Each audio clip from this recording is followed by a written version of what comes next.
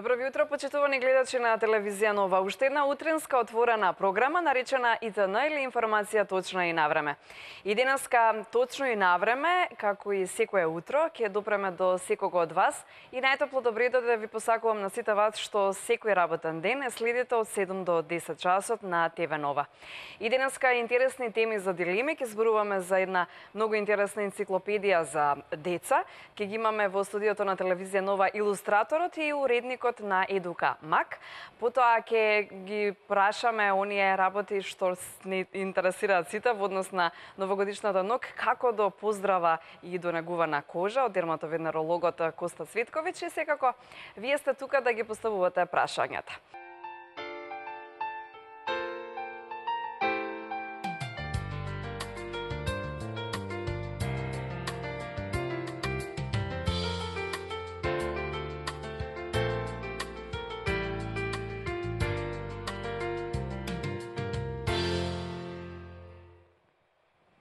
Да, како што веќе ви најавив, започнуваме со првата тема. Знаете дека секогаш имаме многу настани, многу интересни гости.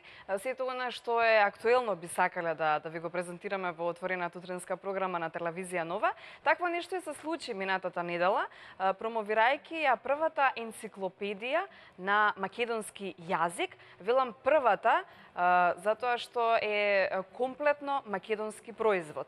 Од Едука Мак ги имам тука во студиото на телевизија Нова. Добре дојдовте, најпрвен за дамата, секако за уредникот Славица Кузмановска и за илустраторот Игор Јовчевски. Добар ден. Добро утро и добре дојдовте. Благодариме за поканата. Да. Ви благодарам и вам што дојдовте, да.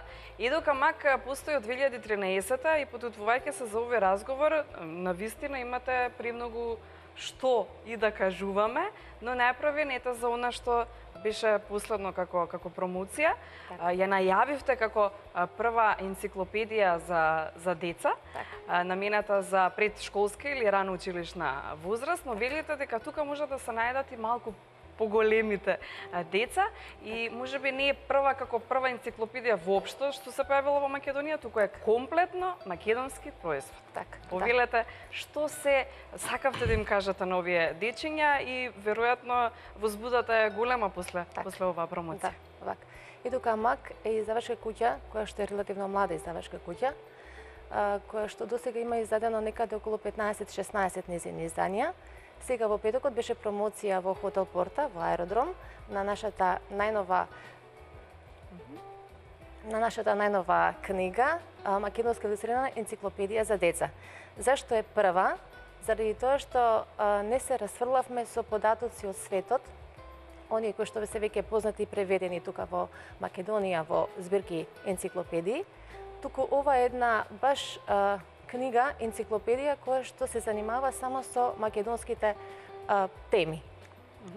80 страници има? Така, 80 страници има оваа книга, да, 39 теми се обработени, 39 области се обработени, со тоа што започнува со темите од типот кој сум, што сум, каде сум роден, што е татковина, па преку убавините на Македонија, ни запознава со шумите, со планините, со реките во Македонија, па завршуваат темите со македонските празнувања, македонските обичаи и македонската традиција. Да, илустраторот Игор Јовчевски, кој исто така е во Едука Мак, но предизвикот беше голем, предпоставувам, за да се направи илустрација од почеток до крај на сите 80 страници во оваа енциклопедија. Јас мислам дека најважната работа која што прави оваа илустрирана енциклопедија за деца прва во Македонија е тоа што е таа илустрирана од предната корица до задната корица, значи полна си илустрација, нема ниту една фотка. Мислам дека до сега во Македонија немало ваков тип на енциклопедија за деца. Може би имало обеди, но ако ги нарачам пиратски, тие обиди може би малце ќе биде строго, но не се ништо повеќе од пиратски. Со користење нели фотографии за кои што имале право, немале право да ја користат, не е ни важно. Ние решивме дека најдобриот начин за да бидеме некако да се одвоиме од сите тие други наслови е доколку целата енциклопедија биде илустрирана. Тоа како на прва топка мене не ми одеше во прилог на почетокот, кога се беше конфузно со 300 информации, со 300 теми кои што би дошле во обзир да влезат во книга. И првата помисла беше кој знае што се ќе треба да нацртам за тоа да излезе вака како што излезе. Но сватив во текот на работата дека веројатно се може да се нацрта. Штом цртав работи од типот на гари село од збиен тип и Лазарополе и панорами на тоа го памтам од дете, значи дека гари е село од збиен тип. Значи сето тоа е нацртано во оваа енциклопедија. Како сте го запомнили? Да. Значи памтам работи. Беше дискутирано долго време за секоја тема, бевме исправени пред еден многу сериозен подвиг. Инаку целата оваа идеја потикнува од господја Илима Казлиеве, заедно со незините коавторки, господја Александра Велинова и господја Татјана Грегова. Татјана Грегова е воспитувач во градинката во Битола, Мајски цвет, додека Александра Велинова го даде својот придонес како новинар со своето новинарско истражувачко искуство за оваа енциклопедија. Да. До сега ете неколку дена само се поминати, од како ја промовиравте. Велите дека е намената за дечење од 5 до 10 годишна возраст. Задоволни ли се децата? Видоа ли овие неколку дена? Ете, вие прво дали сте задоволни, а потоа и од одзивот на децата. Со оглед на тоа што неполна недела е помината, но веројатно има до сега. Може би рано да се каже колку дечињата дошле во контакт, се уште не сме на чисто. Тие допрва ќе треба да добијат и да ја видат ова, да речеме, луксузна книга, која што е направена за нив и само за нив. Ние на крајот значи одеа работите кога потешко, кога полесно. Ја за мене можам конкретно да кажам. Се на крајот со финалниот производ се река па сме задоволни. Значи и од самиот визуелен изглед на книгата и до содржинскиот, нормално авторките си дадоа свој печат, свој придонес за содржините во книгата. Значи книгата по 100 пати се препрочитуваше, не само од страна на лекторот на ново издание, него и самите авторки препрочитуваа. Сите ние во Едука читавме да на некој му избега некоја реченица, некоја буква да не скокната, да нешто е лапната. Така да мислам дека многу е работено, многу време е крчкана оваа книга и ние сме задоволни, а децата мислам дека допрва ќе станат свесни што за нив Едукамак некако успеа да сервира. Да, намената за дечење од 5 до 10 годишна возраст, но велите дека ќе си најде секој по нешто, па и од оние големи деца, па уште поголеми деца. За кого се е намената, ето, за задоволство на постарите, веројатно, за да им ја приближат нели и Македонија, и понатаму да имаат кон се околу нив. Да, ние бевме исправени пред еден навистина многу сериозен проект, бидејќи не е лесно да се извојат неколку реченици за нешто што се обработува како тема. Значи за Скопје, например, тоа е веројатно најтешкиот момент, кога треба да кажете неколку реченици, а сакате да кажете многу. Да. Тука се среќаваме со теми како што се, например, македонските, да кажеме, природни убавини. Кога се пишува за Охридското езеро, може надолго и на широко да се пишува, да се опише Охридското езеро на 100 страници. Меѓутоа, предизвикот беше за авторките и во оваа книга, како сето тоа да се сузбие во неколку реченици, како да се излече тоа што е најкорисно и најважно за дечињата да го знаат, а во исто време да предизвика љубопитност кај нив и да предизвика потреба за истражување на истото она што го пишува во енциклопедијата. Тоа е тоа. Да, тоа е тоа. Да. Јас мислам дека не се удешав дека се удеше на основни информации за сите работи поврзани со нашава република, како градови, нели, културни знаменитости, историски знаменитости. Значи тука се дадени оние основните информации кои што веројатно би им биле интересни на дечињата, да не се претрупува со премногу текст. Со надеж дека таа основна информација за едно нешто ќе ги, нели, како што кажа Славица, ќе ги привлечат да истражуваат малце повеќе на таа тема и малце сами да истражуваат. Мислам дека е растеретена од сувишни информации, баш онака направена за таа возраст. Концизни информации за брзо и лесно да дојдат. Веројатно им беше, сега јас како илустратор малце ќе се вмешам во туѓата работа. Ајде. Веројатно им било тешко на авторките, претпоставувам дека е тоа логично да им било тешко. да ги изфилтрираат сите тие информации кои што ќе влезат и кои што ќе бидат најбитни, издвоени како најбитни во оваа книга. Мислам дека на крајот тоа се случи и најбитните работи ги содржи книгата. Па тука е уредничката ни кажи, беше ли тешко да издвојат тоа Да, нешто? секако дека беше тешко, се работеше на неа интензивно и макотрпно 10 месеци на оваа книга. Значи на 80 страници да се напишат по неколку реченици, навистина е предизвик и навистина е тешка работа. И она што мене ми беше интересно како уредник, јас се сретнав со некои информации кои што не сум ги ни знаела до ова мое, нели, искуство животно. Кога ние бевме деца, имавме прилика да учиме од енциклопедии на српски, на српско-хрватски. Никогаш не сме имале можност да се образуваме на македонски јазик, кога станува збор за вакво едно издание на енциклопедија. Едука Мак има премногу своји изданија, меѓу кои имате и басни, нешто што ми остави убав печаток, па понатаму креативни работилници со креативни игри. Неколку години сте веќе дел од сајмот на книга. Ајде малку да се осврнеме на Едука Мак, па повторно ќе потсетиме на она последно од вас. Така. Па Едука Мак е издавачка куќа која што сака да само 4 користи, години така да, 4 години сме млада издавачка куќа и сака да им биде во корист на младите читатели, да се создаде една млада читателска публика кај нас во Македонија. Ние сме издавачка куќа која што се занимава со издавање на прирачници, едукативни прирачници за деца. Се занимава со издавање на списание за деца, кое што излегува еднаш месечно и се користи во градинките, буквално како учебник. Тоа е нашата супер смешка. И секако останата нешто како Росица, така? Пандан Росица, да. И секако се сите оние други изданија на Едука Мак кои што влегуваат како литература за деца. Тука имаме поезија за деца, тука имаме проза за деца и така натаму. Да. Како илустратор, не знам, си ви е интересно веројатно од овие ваши работилници креативни да ги наречем? Така, па не секогаш се ми е интересно, затоа што многу пати нели значи таа литература за деца, тој стил. Да, предшколска и рано училишна. За немалите, претежно градинките нели ги работиме. Предизвикот секогаш е голем, поготово кога се спремам да почнам со нов проект. Како тековен проект секогаш ми е супер смешката која што морам во месецот да сработам за таа да на време се испечати. Супер смешка, да им кажеме само на гледачите дека е лик, така? Така е, да, тоа е брендиран наш лик.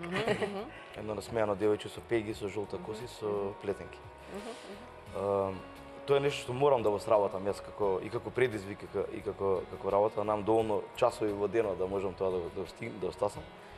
И нормално сите овие тековни работи кои што во меѓувреме излегуваат, кои што не се секогаш вака габаритни како енциклопедијата, но секогаш излегуваат некои, дали ќе бидат едиција, боенки, дали ќе бидат некои прирачници или не знам, некои да речеме мини романи за деца, имаме дури и такви наслови или книги поезија за деца, стално има нешто за мене.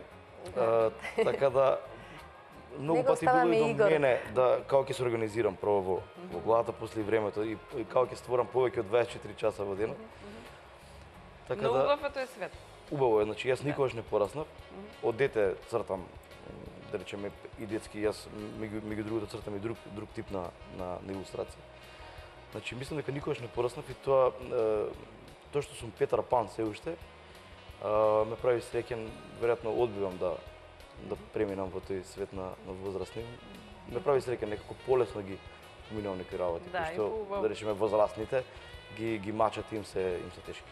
И на поубав начин се водите понатаму. Па да, се надевам дека така. Пред некое време во утринската отворена програма на телевизија Нова имавме тема за дилема во однос на тоа колку треба малите или младите да ги користат современите технологии. Во однос на ова би сакала и ваше мислење, затоа што навистина вие сте поборници за пишаниот збор, така?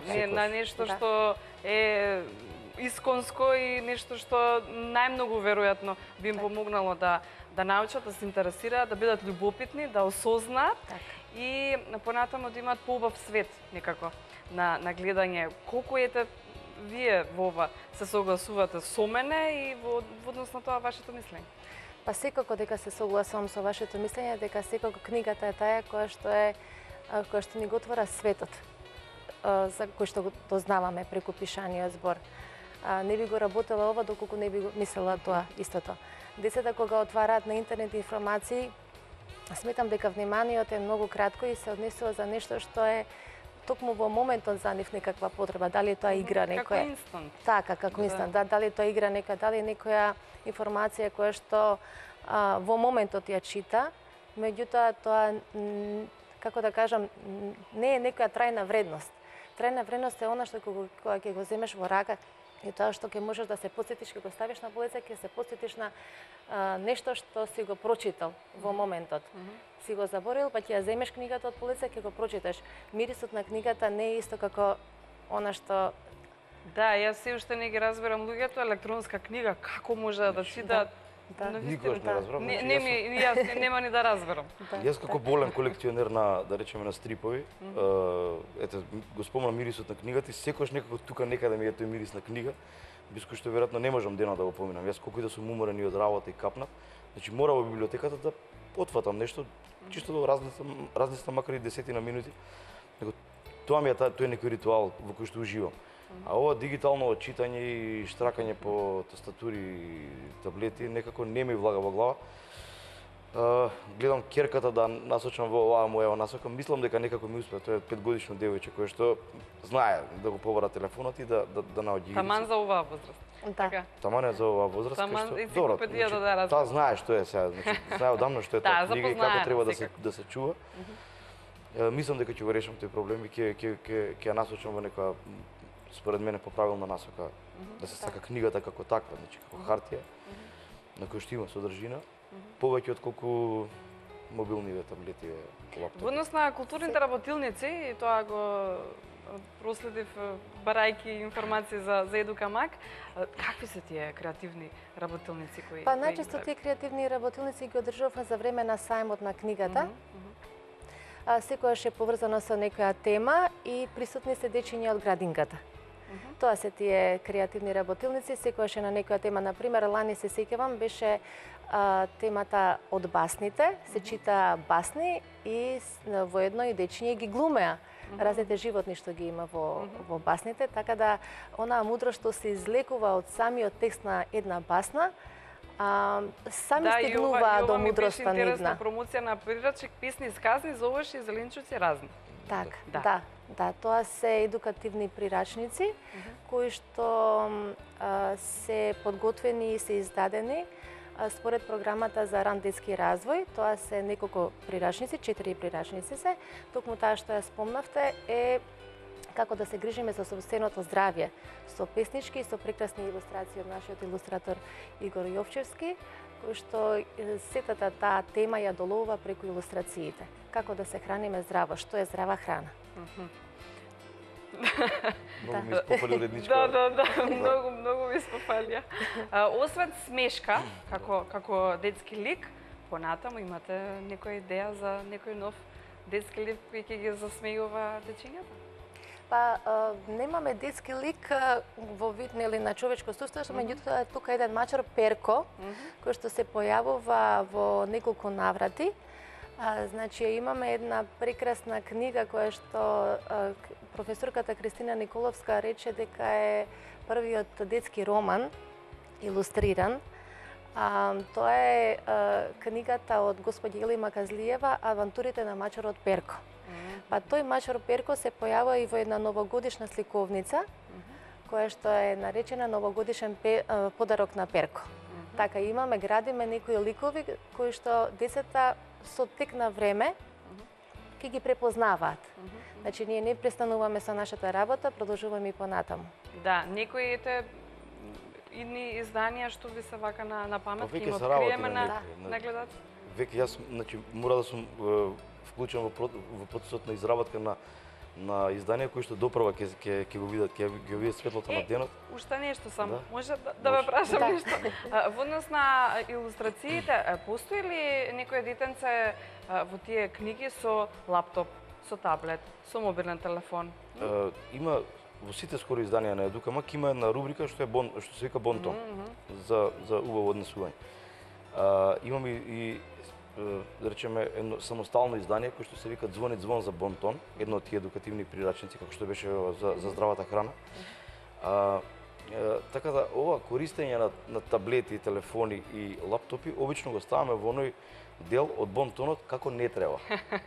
Кој ги подучуваме децата што е поправилно, дали да земе листи да црта, да бои, да биде или да игра топка. На тој начин креативен или да игра топка, физички да се активира или да дреме на лаптоп и да штрака игрици.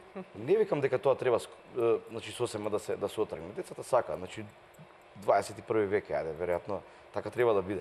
А се за да бидат раат тато и мама, дај му го телефонот на детево и ти тераш, што си тераш, не му слушаш глас, се е кој што треба, ти си добар родител. Напротив. Мислам дека може би некој оптимално време да се одреди кога би можеле да користат, а кога не. Имам пријател што само викендашки дозволува на синчето. Може би тоа е еден начин, може би не е лоша идејата. Да, за идните проекти ве прекинав. Кои ви се, што ви се? Еве, на пример, во моментов тоа ми е на маса, на цртачки стол, што викаат цртачите.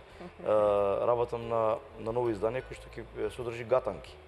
Такво нешто до сега сме немале. Има и други планови. Најво нашата, нели, цената господја Ели Маказлиева ги знае плановите. Дел од тие јас ги знам, не знам колку би смел сега да откривам. Еве гатанките на своја рака си ги кажам, затоа што веќе работам на нив. Од здравиот од нова година ме чека нов број на супер смешка, за кој што нели не сме да има застој. Да, тоа е месечник. Тоа е месечник, значи што и да правам, морам да најам време во месецот да го сработам тоа што морам да го сработам. Сега за друго го делиме по месеци, енциклопедијата со месеци правена и цртана од мене, затоа што сум го правил во некој недела до две од месецот кој што сум можел да ги одвојам за енциклопедијата. Така да многу пати зависи од мене и од мојата брзина која што е толкова колку што е. Јас само сакам уште нешто, бидејќи ме поттикна темата за семејството за децата и за читањето книги или пак читањето виртуелно информации. Книгата го собира семејството. Значи, без разлика кој му чита на детето, бидејќи ова енциклопедија е за од 5 до 10 годишна возраст, нормално дека не се исклучени и другите категории на деца и на возрастни. Е моментот кога се седнува, дете не може да прочита од 4-5 години, не знае. Тука е некој возрастен кој што ќе треба да одвои време и да му го покаже и да му го прочита тоа што го има напишано. Понатаму ете како уредник во Едукамак. Да. Што планирате? Па, што сакате најмногу да селектирате? Навистина ние имаме и за следната година и тео како една долга и добра агенда, која што не знам како ќе излеземе на крај со неа за 12 месеци. Погодно јас не знам. Бидејќи секоја книга на која што се фрламе да ја сработиме, навистина се даваме целосно со многу труд, со многу љубов. И она што ни е предизвик за 2018 година се неколку проекти кои што не би сакала сега вака пред време да ги одборам, пошто не знам ни колку ќе се реализираат и знаете како е. Да, меѓутоа она што е наше и што останува како наша работа е издавањето на литературата за деца. Литература за деца? Да, литература за деца. Да. Од Едукамак ни се тука нагости во отворената утринска програма на телевизија Нова. Само уште еднаш да потсетам дека деновивете во издание Нивно излезе од печат првата македонски илустрирана енциклопедија за деца од авторките Ели Маказлиева, Татјана Грегова и Александра Велинова. Илустрациите се на гостинот наш Игор Јовчевски. Ја за покажам, зборувавме постојано за неа. Да, ова е комплетно македонски производ, само не кажавме каде веројатно единствено кај вас може да ја... Па ние имаме отворено наша веб-сайт страница на која што може да се порача оваа книга. Тоа е книжарница.мк. На неа може да А имате онлайн варијанта, така? Да, онлайн книжарница, така, да. Може да ја посетат гледачите на ТВ Нова оваа веб страница и да си ја На тој на начин тој начин да си ја зема, да си ја се купа, да. Да. Ви благодарам за вашето денешно гостување. Не беше ништо страшно, така? Темата помина. Да. Ви посакувам успеси понатаму за сето она што го планирате за цела 2018, да не ви недостасува време. Да, и да ги страете сите овие планови што сте ги зацртали. Уште еднаш благодарност за вашето гостување.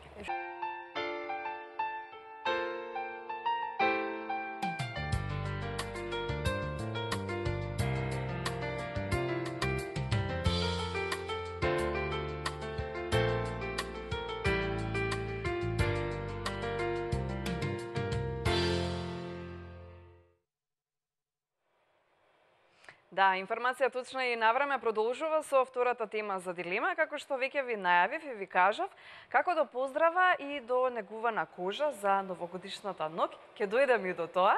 Го имаме на гости дерматовенерологот Коста Светковиќ од Дермаплюс. Добро ви утро и добро дојдовте. Добро утро до вас и до гледачите на ТВ Нова. Деновиве, знам дека имате премногу работа, со оглед на тоа што во недела е 31 декември. Точно. Сите некако се подготвуваат за новогодишната ноќ, но ајде прво тоа сакам да ни биде тема за дилема. Кога е вистинскиот момент да се отиде на дерматовенеролог или да се посети некаков совет од дерматолог во однос на тоа, не знам, да ја биде здрава и негувана кожата, но да не биде претерано тоа. И кога е вистинскиот момент? Недалава е вистинскиот момент или треба пред време да дојдат, не знам, еден месец пред Нова година? Или во 5 до 12 доаѓаат?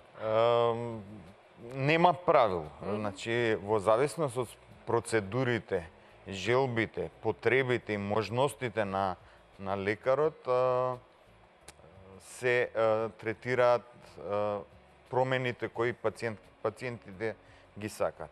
Да речеме, класичните третмани за лице кои опфаќаат парење, благо стискање, чистење на лицето од мите серии, микродермоабразија, блага, хемиски пилинзи, каде што имаме повеќе врсти на хемиски пилинзи, тие се прават 7 по грубите процедури се прават максимум 7 дена до пред новогодишната ноќ.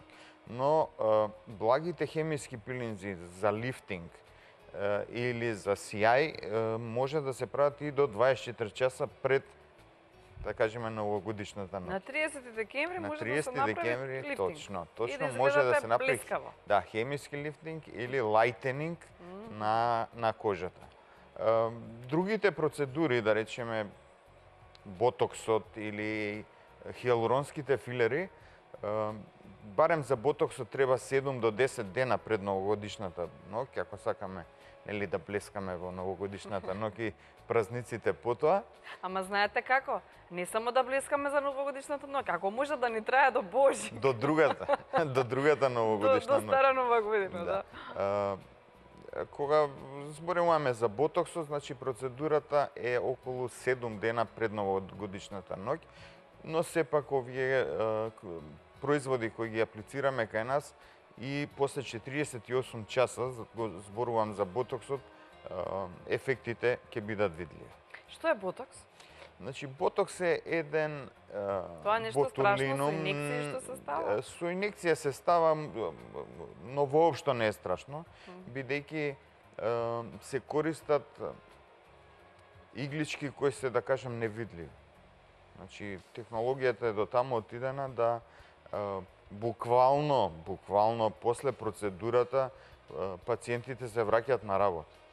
Или си одат дома или било каде без никакво забележително промена на лицето или на регијата која е третиране. Зошто со ботокс третираме и пазови против потење, дланки, табани против потење. Значи не само истанчување на не знам точно. Брчки. Потоа у медицински цели го користиме за блефароспазам. Тоа е една промена каде трепкањето на очите е многу често. И во такви медицински и за мигрени некогаш го користиме ботокс во медицински цели. Но пред се го користиме за брчки, за измазнување на брчките и тоа во трите регии. Значи челото, меѓувегите и страничните околу очите. Добро, има и други регии, да речеме, малце се боцка под носот, на аглите на устата, да се подигнат аглите на устата. И во тие регии се боцка. И првичниот резултат е, значи, после 48 часа, а дефинитивниот е од 7 до 10 дена. Промените се, да кажам, неверојатни, значи. А што содржи тој всушност? Значи тоа е Филерите за киселина, така не, нека? филерите се хиалуронска киселина. Ботулинумот е течност, ботулинум токсин се нарекува, но ако се нарекува така, он е потполно безбеден за користење на лицето и неговата функција е да го стопира електричниот импулс од мозокот до мускулот и спречува грчење на мускулот, правење на бора. Значи, ништо друго ванземалски. Траењето на ботоксот е во првиот пат е најкратко, да речеме од 3 до 4 месеца.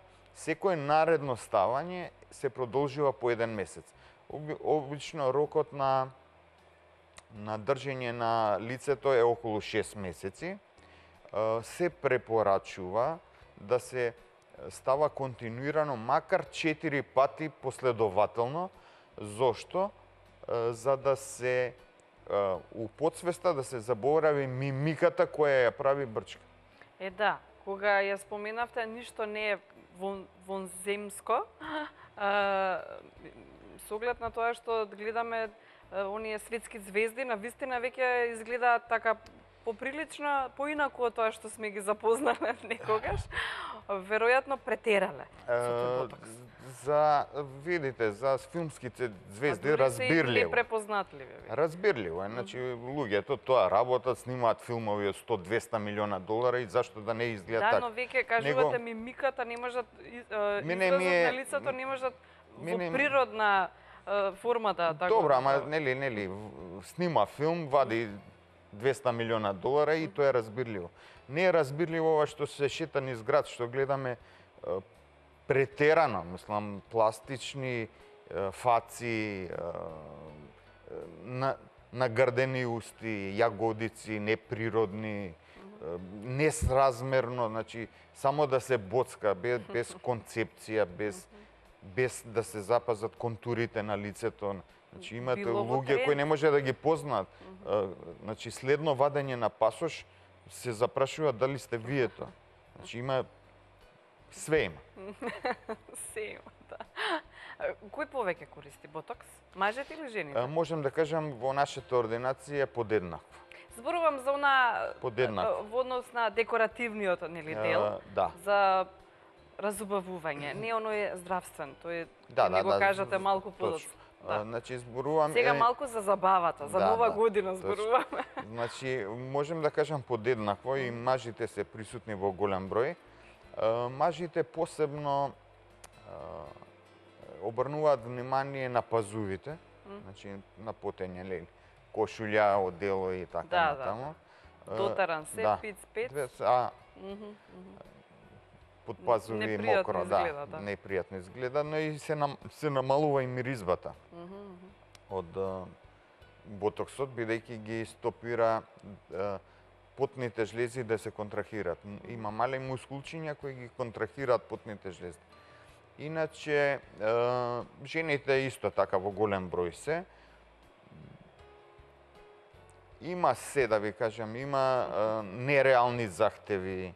Кои се тие нереални? Па, знаете како, ќе стави ботокс, да речеме, во една регија, очекуваат 10-20 години да бидат помлади. Значи, сепак се трудам да се објасни и неретко и враќам пациенти. Значи, доаѓа со... Што им велите, не сум магионичар? Не само не сум магионичар, него не е здраво тоа што го прави. Доаѓа на ботокс на секој 2 месеца. Мене овде ми мрда. Тоа е нормално да мрда, еден дел од мускулот мора да мрда. Повторно им објаснувам, треба да се заврши циклусот, да проработи мускулот, па повторно да се боцка по цел. Значи не можете вие у континуитет да бидете стакло, не е здраво, значи стакло у лицето. Ќе настане атрофија на некој од мускулите. Значи тоа е буквално као кој ќе ставите рука у гипс. И после еден месец ќе забележите разликата. Значи мора да им се објасни на пациентите. Да. И до гледачите на телевизија Нова, ве повикувам, слободно може да ги користите вашите телефони, затоа што имаме отворени телефони само за вас и прашањата прашуваме заедно. Вие и ние до дерматовенерологот од Дерма Плюс Коста Светковиќ ние нагости во отворената утринска програма на телевизија Нова. Сите оние дерматолошки проблеми во овој момент што ве мачат, тој е тука да ви ги одговори. 2402-002 и на 2402-005. Слободно поставете го вашето дерматолошко прашање за ова утро. Во однос на здравието, ајде сега малку за здравата и негувана кожа, ета повторно нека биде и за новогодишната ноќ, но не е само нова година ќе помине. Точно. Значи, негувањето на кожата, треба посебно да се обрне внимание во тие денови, бидејќи се изложени на повеќе часовно третирање на лицето со разни шминки, римели и така натаму. Значи, обавезно после секој настан би требало да се одмори лицето, значи внимателно да се исчистат површината на лицето со млеко за чистење или и понатаму може да се пројде со мицеларна вода, малце да се освежи површината. Каквата? Значи, тоа е мицеларна вода, еден комплекс на вода со минерали кои помагаат за длабинско чистење на порите на кожата. Значи, и се продава во нашите апотеки и продавници, не е скапа, младите ја користат доста. Понатамо, соодветна ноќна мнега на површината на кожата, во зависност од возраста на пациентот, од потребите на пациентот, дали се третираат флеки, дали се третираат акне, дали се третира масна кожа, дали се третира сува кожа, дали се третираат подочњаци, дали благите брчки на лицето, дали сакаме лифтинг. Значи, во зависност од потребата, треба пациентите да си набават соодветна крема. За жал, кај нас пациентите сами купуваат креми, совети од апотекарка или продавачка. Без никаква докторска консултација? Без консултација, не можам да разберам. Значи, суво лице не е рекле масно лице, обратно. Купуваат некои улиња, сега е некоја мода улиња, мачкаат на лицата. Така да малце тука е конфузност на пациентите, да кажеме и пребогатиот пазар.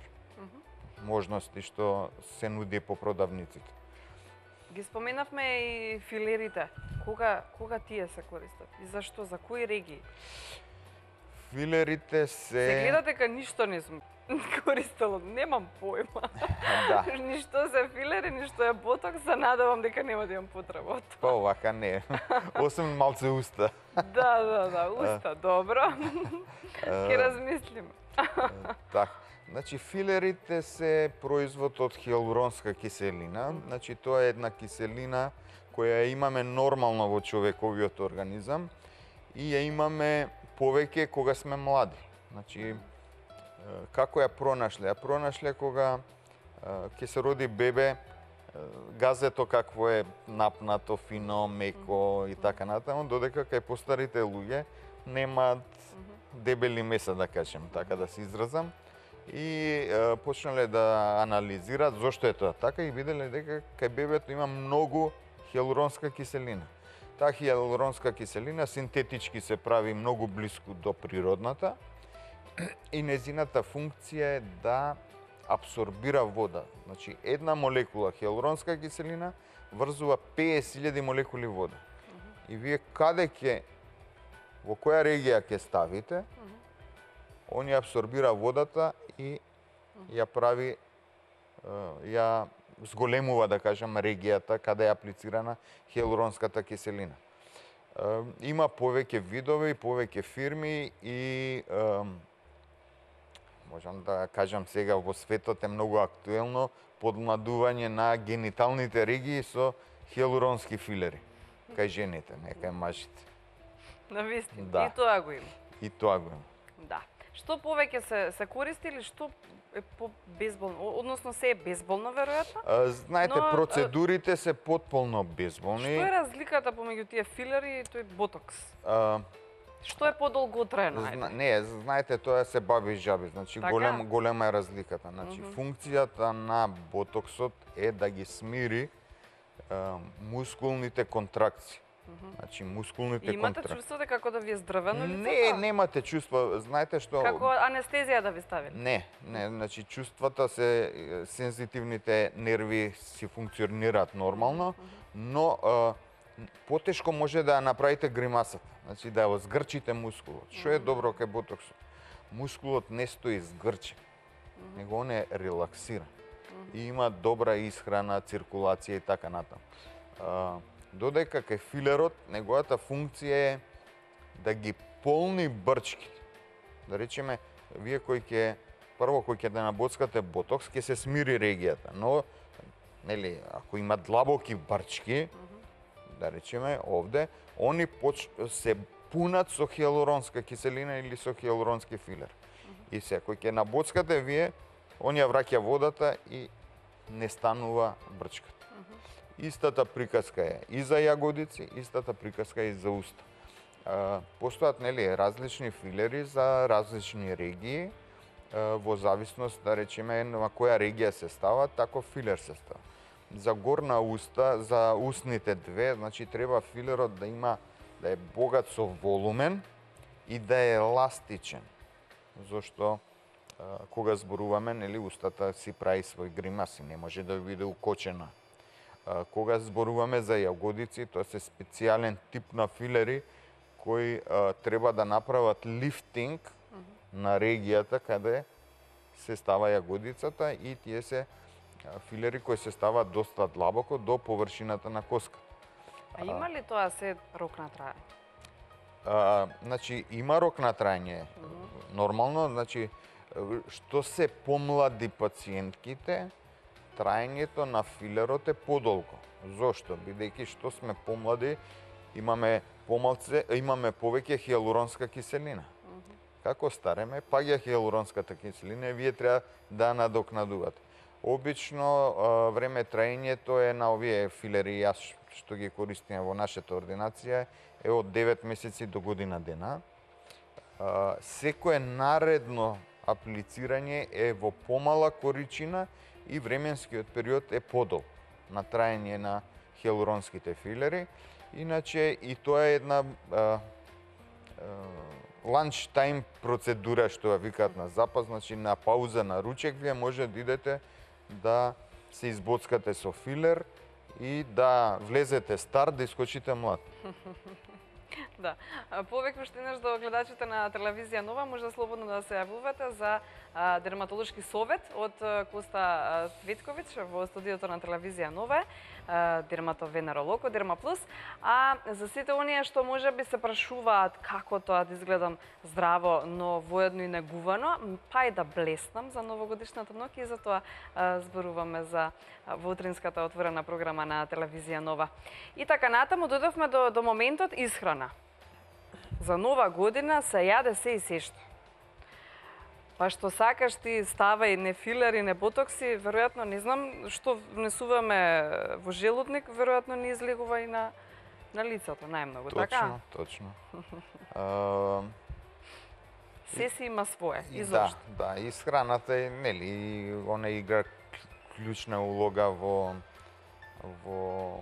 изгледот и состојбата на кожата. Нели, храна побогата со масти, консумирање на алкохол, посебно жесток алкохол, зачини, љуто, бибер, алпипер, вегети и така натаму, све тоа допринесува да нормалната лојна клетка биде стимулирана од внатре и да е оптеретена и да лачи многу лој на површината на кожата. Со тоа добиваме масен филм на површината на кожата. Луѓето или децата кои се склони да реагираат со акни, состојбата се влошува малце во тие периоди, бидејќи лојната единка не може да постигне да излачи површината на лој на површината на кожата и се преселува во долниот слој на кожата, каде се прават, народно кажано, бубулици или акни, црвени акнични промени на површината на кожата.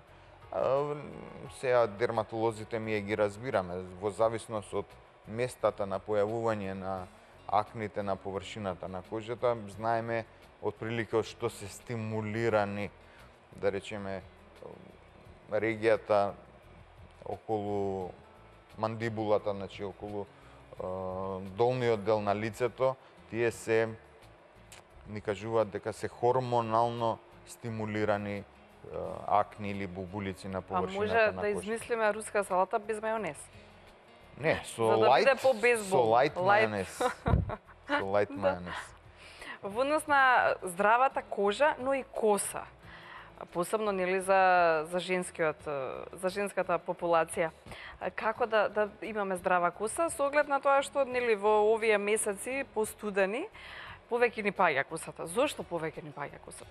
Значи, косата паѓа бидејќи се тие природни циклуси на паѓање и обновување на кожата, да речеме како кај животните, митарење и така натаму. Овде е во игра или повеќе фактори се во игра. Зборуваме нели за овие празнични новогодишни денови, каде мислам не постои жена која не била на фризер и не користела, не е сушена и со четки, фенови, фарбана, пеглана, више не знам све што. Така да овие 10 дена е многу истрауматизирана косата и површината на главата. Сепак, кога се одат во тие фризерски студија, пожелно е луѓето да си носат свој шампон. Ако веќе имаат некоја промена, да речем, ако имаат масна коса или ги чеша скалпот или е проретчена косата, пожелно е да си носат свој шампон, бидејќи према потребата се користи таков шампон. Не може универзален шампон да се користи за сите. Така да препорачувам тоа кога ќе идат на фризери и што помалку хемикали и топлина на хемикали да ставаат на косата, да, така? тие лакови, спреови, фарбање. А оние масла што се за растење на косата, гелови, да. масла, така. Добро, геловите за среќа се на површината на кожата. И нели геловите може да се нанесат, да речеме, по потреба, нели, или се си минјат од другиот ден, бидејќи не даваат чврстина на површината на кожата, па е нелагодно за спиење и самите пациенти ја си минјат наредните 24 сати. А во однос на тоа има нели филери, ботокс и имате нешто ново, тотална епилација. Тоа значи дека понатаму не растат влакна? Значи тотална епилација тоа е израз кој се употребува, но тотална епилација не постои. Значи постои разречување на површината на влакната, да речеме 90% се намалени. Растењето на влакната. Посебно тоа не може да се спречи, тоа е природен процес. Природа, да, затоа е добро, видите. А затоа кога ќе кажете не ви растат влакна и се кога се користат квалитетни ласери. А има и неквалитетни? Има се на нашиот пазар, да. Значи има ласери од пред десетина години кои се употребуваат. Вие замислите технолошки каде е отидено. Еве земете еден лаптоп од пред 10 години и сега. Така да, Веќе е ретро. да кажем, излишно е да правиме коментари за технолошкиот напредок. И користењето на поновата генерација на ласери се многу безбедни, многу удобни за пациентот, со одлични резултати. Значи, лекарот кој работи на таков ласер, повторувам, лекар, 90% од да не кажем од местата каде се користат ласерите за депилација и епилација, ги работат, да кажеме, неуки луѓе. Значи, треба сепак лекар барем да го наштелуе ласерот. Значи, зависи од бојата на кожата, зависи од бојата на влакното, зависи од дебелината на влакното, зависи дали има или нема промени на кожата, на површината на кожата, дали има младежи, дали има израстоци. Не е тоа така едноставно, легни. Совет за сите. Проваѓај со ласер. А за витамините, уште тоа не ве прашав за во однос на растењето на косата. Дали се доволни тие витамини? Има ли витамини за растење на коса? Доволни ли се да ни порасне коса? Знаете што? Многу женската популација мака мачат овие месеци, па затоа и ве прашувам. На нашиот пазар има одлични производи за стимулирање на растот и дебелината на влакното. Значи, постојат и одредени шампони, постојат и одредени серуми кои се нанесуваат секојдневно на површината на кожата и постои и таблетарна терапија каде се вклучени, избалансирани сите минерали, ензими и витамини кои вие не можете да ги со обична исхрана да ги покриете. Значи, во тие случаи се зима таква терапија. Мој совет е да речеме, збориме за за нормален изглед, не збориме за болести, значи за тотални алопеци или алопеци и така натаму. Мој совет е да се менуваат на 3 месеци типот на шампонот, таблетарната терапија и локалната серумска терапија. Да се менуваат на 3 месеци.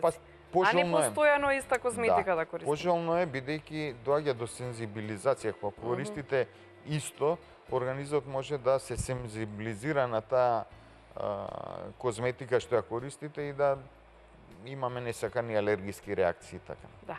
Ајде сега малку да се вратиме на нашата денешна тема, како до здрава, негувана, но и блескава кожа, но и коса за новогодишната ноќ. Совети за сите гледачи на телевизија Нова.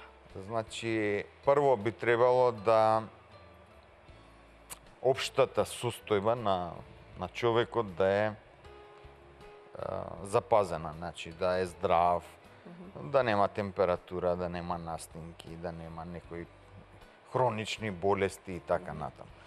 Второ, внимателно одбирање на средства за лична хигиена, точно одредена крема за типот на кожата или состојбите кои треба да се драстично се намалат, нели зборевме, дали е акнеична, дали е масна, дали е сува, дали флеки и така натаму, точно одбирање на козметското средство кое ви треба. На жалост луѓето нели ја гледаат цената и купуваат поскапи препарати кои не им одговараат. Јас имам еден убав пример и му кажувам, вие купувате Ферари, ама не може да носите лубеници со Ферари. Значи, не е само да даеш пари, треба да даеш точно што ти треба во моментот за лицето. Значи, одабир на средства, после забавите или новогодишната ноќ, симнување комплетно со млеко за чистење на површината на лицето и чистење плюс со блага мицеларна вода и нанесување на смирувачки креми или креми кои захтева пациентката до утринските часови. Утринските часови, нели, малце да се одмори лицето и токсините да се исфрлат од новогодишната ноќ. И во главно и консумирање многу вода.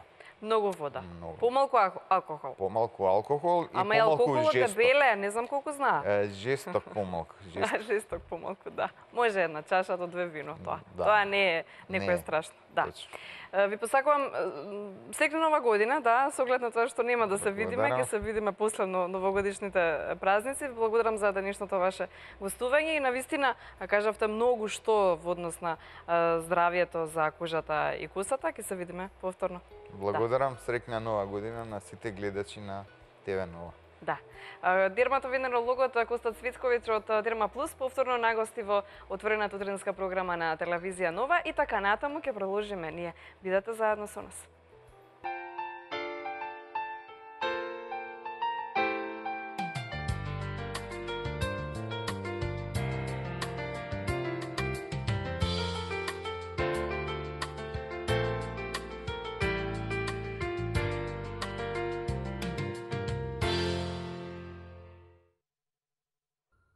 Да, слушнавте и сами од минатата недела или од минатиот петок. Ја воведовме оваа наша нова рубрика во утринската отворена програма на телевизија Нова ИТН или Ало градоначалнику. Можете до петок, до 8 часот да ги испраќате вашите прашања до градоначалникот на општина Карпош, Стефан Богоев. Минатата недела, како прв наш гостин беше градоначалникот на Киселавода и Филип Темилковски. И сите ваши прашања ги селектираме, секако прашуваме заедно сето она што ве мачи од вашата општина. Ало градоначалнику, до 8 часот се до тогаш имате време кога можете да ги поставувате вашите прашања на Facebook фан страницата на Утринска на ТВ Нова или пак на нашите телефонски броеви. Директно ќе го заведеме вашето прашање и ќе му го поставиме на градоначалникот в петок, некаде после 8 часот, кога ќе ги заокружиме сите ваши прашања. Продолжуваме малку со празнична магија и прилозите се наменети, нели ни следуваат најубавите божикни и новогодишни празници. Ако сакате да заминете на место каде досега не сте биле, а интересно и магично, тогаш ве носиме во снежната Лапонија. Едно вековито снежно место кое според верувањата и раскажаните легенди е матичната земја на Дедо Мраз. Верувам дека добро ќе ви дојде малку празнична магична прашинка од Лапонија.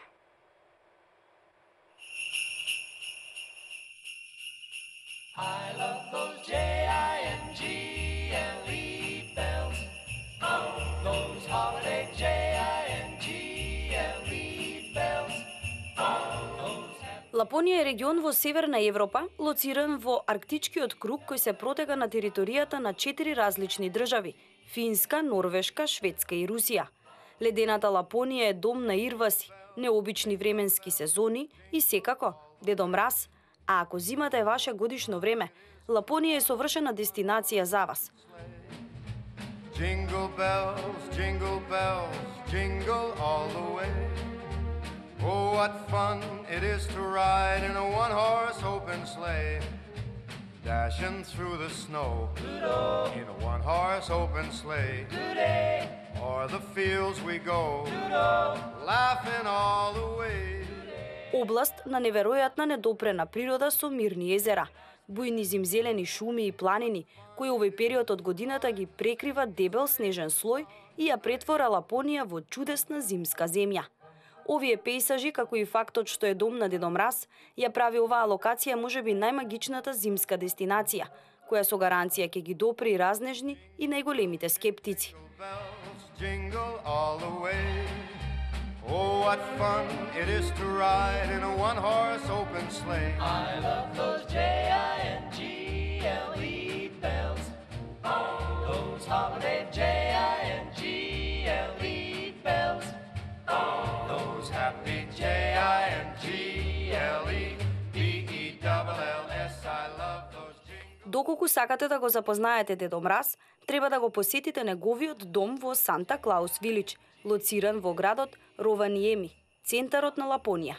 Тука се наоѓа и поштата каде пристигнуваат писмата со божји книжелби од деца од сите страни на светот, како и хотелот и забавниот парк на Дедо Мраз, ледениот замок и други туристички атракции кои ја чинат одличната забава за целото семејство.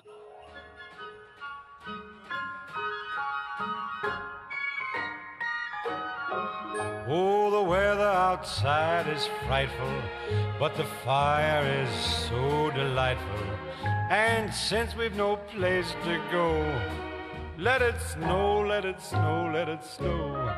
Man, it doesn't show signs of stopping, and I brought me some corn for popping. The lights are turned way down low. Let it snow, let it snow. When we finally kiss goodnight. Во Лапонија поминуваат 4 годишни времиња, но она што е карактеристично за овој регион е тоа што зимата трае половина година и за време на истата се случува периодот на самрак, каде неколку месеци нема вистинска дневна светлина, бидејќи позицијата на сонцето е под хоризонтот. Во периодот на самрак, мештаните и посетителите често се сведоци на извонредните северни светла на небото, аурора бореалис, природен феномен кој придонесува на магијата на областа Лапонија и вреди да се просведочи во живо. But as long as you love me so, let it snow, let it snow, let it snow.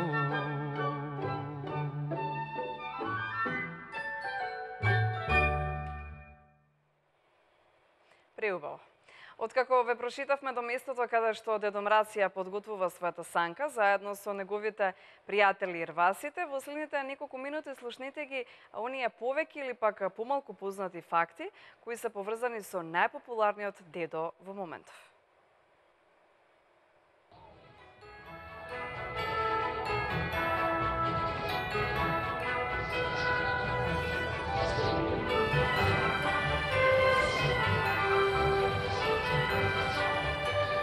Санката на Дедо Мраз веќе е наполната со подароци, а елените само чекаат знак да полетаат. И додека го чекаме неговото доаѓање на најдобриот старец со бела брада, еве неколку интересни факти. Прво, до 16 век Санта Клаус или Свети Никола не бил поврзуван со Дедо Мраз. Како второ, холандјаните се првите кои го поврзуваат. Тие го слават празникот на 6 декември, тогаш се разменуваат божични подароци. Како трето, современата идеја за добродушниот старец кој лета со санка со ирваси и се спушта над оджаците е насликана од Клемент Кларк Мур во 1823 година. А како четврто, во првите санки на Белобрад старец, тој е облечен во зелено. Петто, црвениот костум на Дедо Мраз се појавува за прв пат во 1931 година, благодарение на Кока-кола. Како шесто, првото училиште за Дедо Мразовци во светот е основано од Чарлс Хауард во 1937 година во државата Мичиген. И како седмо, во 2013 година, премиерот на Гренланд го прогласи Нелсон Мендела за Дедо Мраз на годината. Се уште сме на тема Дедо Мраз и Нова година. Она што е исто за Дедо Мраз секаде во светот е белата брада, црвениот костум, санката, ирвасите и неговите џуџиња, помошници. Но она што Дедо Мраз го менува кога ги поминува и границите на државите е неговото име. Санта Клаус, Пере Ноел, Бабо Натале, Дед Мороз. Сите овие во превод значат едноставно Дедо Мраз. Слушате како звучи Дедо Мраз на повеќе јазици.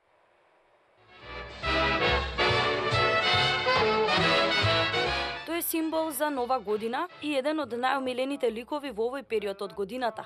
Најомилениот дедо на сите дечиња. Секоја земја си има име за него. Кај нас го носи името Дедо Мраз. Новогодишните желби на малите дечиња се запишани во писмата кои пристигнуваат до овој симпатичен дедо и надежни се дека истиот тој ќе им ги исполни. Најчесто желбите кои ги посакуваат најмалите очекуваат да се остварат како подарок под новогодишната елка. Она што е исто за Дедо Мраз секаде во светот е белата брада и црвениот костим, но штом ја помине границата од нашата земја, она што Дедо Мраз го менува е неговото име. Во манското јазично подрачје Санта Клаус е името на Дедо Мраз. Во Монголија Увлин Увгун, Италија Бабо Натале, Пере Ноел во Франција, Холандија Синтер Клаус, во Грузија Товлис Бабуа, Полска Свети Миколај, Русија Дед Мороз, Можеби најдолгото име Дедо Мраз го има во Кина – Шенгдан Леорен. Неговото име се менува, но како символ за Божики и Нова година и понатаму останува ист. Ако сте биле послушни изминатата година и се уште верувате во Дедо Мраз, во тој случај очекувајте и вашата желба оваа година да ви ја оствари. А во духот на празничната еуфорија која веќе ни започна, во приложение ќе ви раскажеме интересни традиции кои се почитуваат токму за Божик. Австрија, Велика Британија, Украина и Италија се само дел од земјите за кои ќе слушнеме, какви тоа традиции тие имаат и почитуваат токму на овој голем празник Божик. Во духот на празничната еуфорија, секоја земја има свои традиции кои ги почитува пред и за време на божикните и новогодишните празници. Кога станува збор за австриците, ти имаат една навистина интересна традиција.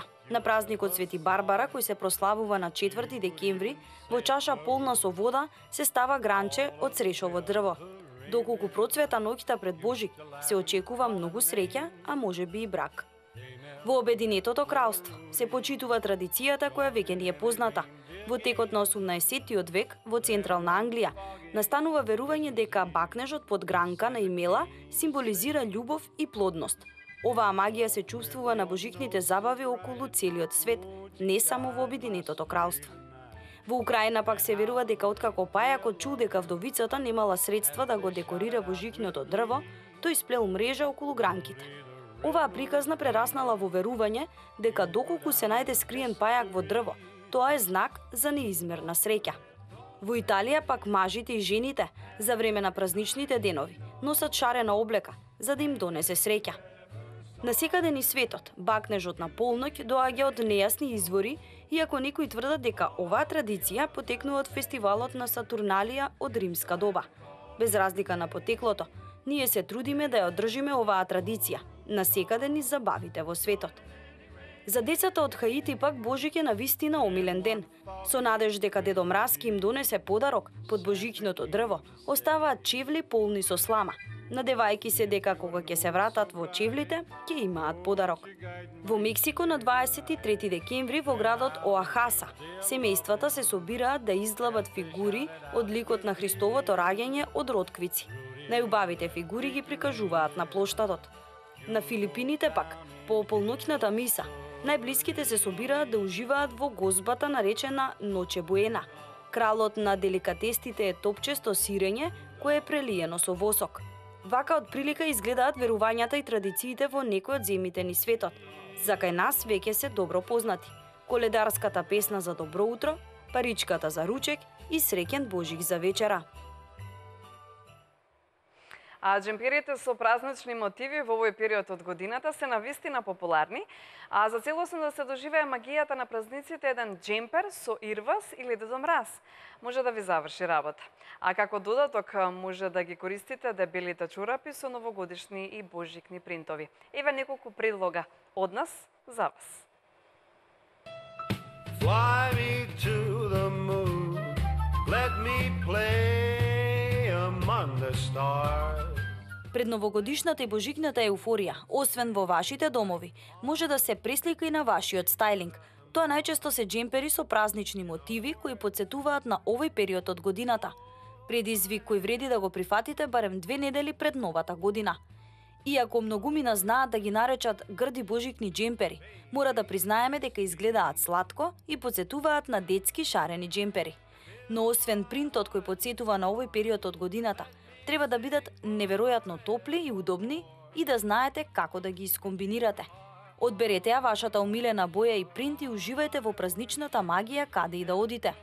Модните критичари велат дека добро се комбинираат со хеланки, фармерки, па дури и кратки здолништа и штосни хулахопки. Но не се само џемперите. Во оваа комбинација добро стојат и чорапите како моден додаток кој ќе се вклопи во новогодишната стајлинг комбинација. Со оглед на тоа што е зима, шаловите, капите и ракавиците се неизоставен дел од зимскиот божикен аутфит. Се прашуваме дали ја накитивте вашата елка или пак се уште се двумите дали да го сторите тоа. Додека размислувате, слушнате зошто всушност китиме елка. Одговорот го има во една руска бајка.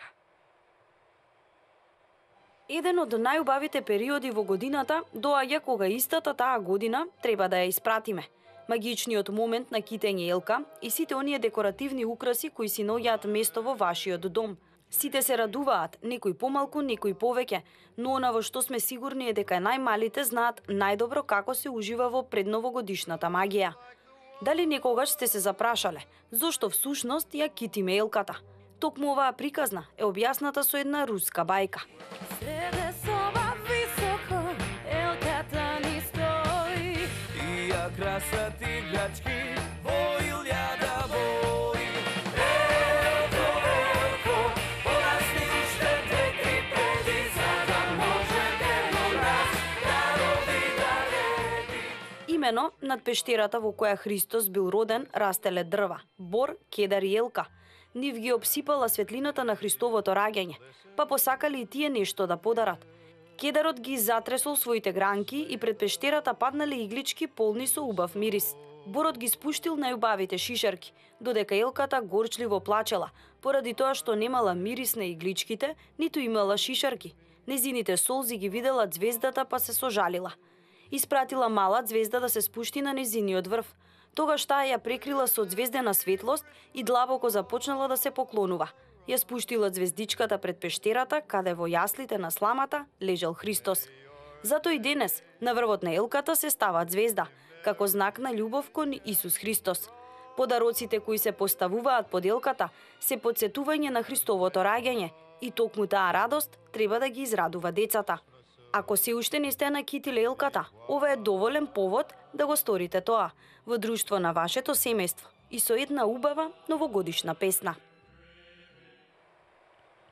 А во приложение ќе ве запознаеме со неколку податоци кои се поврзани токму со ова зимзелено дрво, кое во овој период од годината зафаќа многу ќошења во многу домови. Колку само да ви ја разбудиме и љубопитноста, првата украсена елка била во Рига, Латвија, во 1510 година. Останатото, слушнете го во приложение.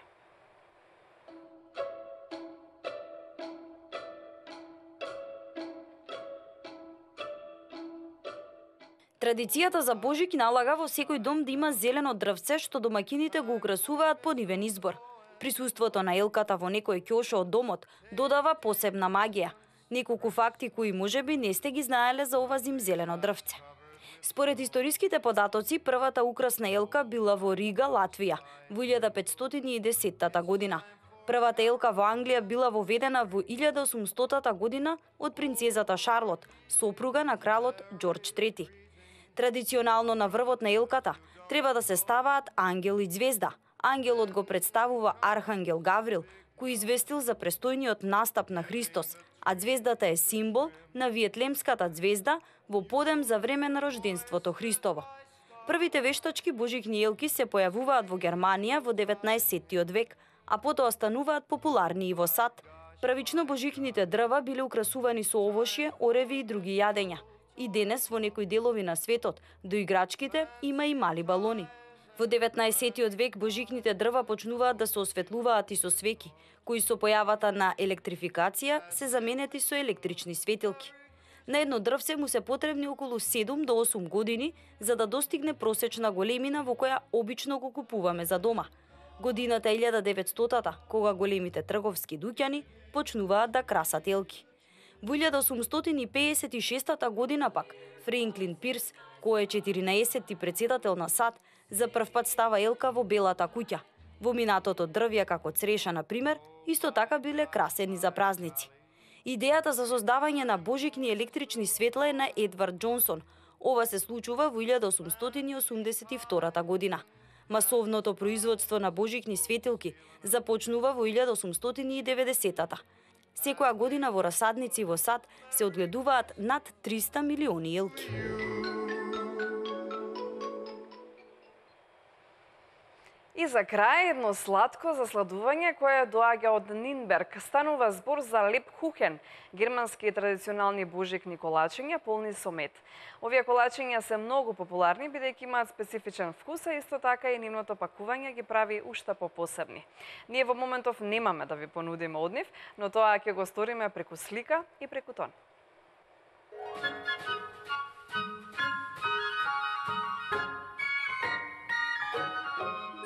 Лепкухен е вистинското име на традиционалните германски божикни колачиња полни со мед. Тие биле измислени од страна на средновековните калуѓери во 13-тиот век во Германија. Се зборува дека царот Фридрих III во 1487 година ги повикал децата од својот град во седиштето на германскиот парламент и им поделил вакви колачиња на кои бил втиснат неговиот лик. Денес овие колачиња се многу популарни, бидејќи имаат специфичен вкус, кој варира од луто до многу сладко, но и по нивните пакувања. But if you really hold me tight, all the way home I'll be warm, and the fire is slowly dying, and my dear, we're still goodbying. But as long as you love me so, let it snow and snow.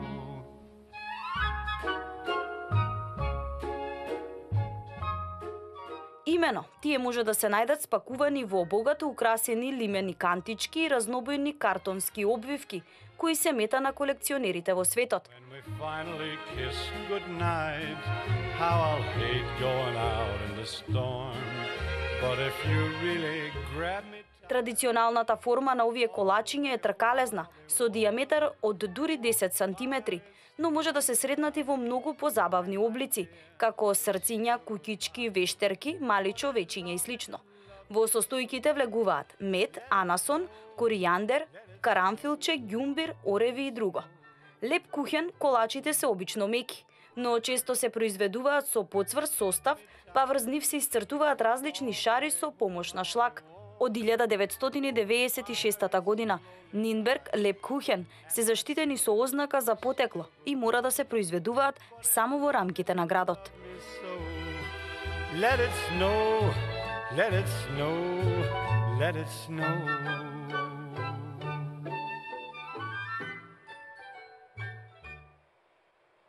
И после овие магични новогодишни моменти и прилози кои ги подготвивме само за гледачите на телевизија Нова, ќе ви кажам едно најголемо благодарам што бевте заедно со нас цели 3 часа во отворената утринска програма, наречена Информација точна и навреме. Утре сте заедно со Катерина Тодевска Спасич, а од мене ви посакувам еден најубав ден. Бидете со ТВ Нова.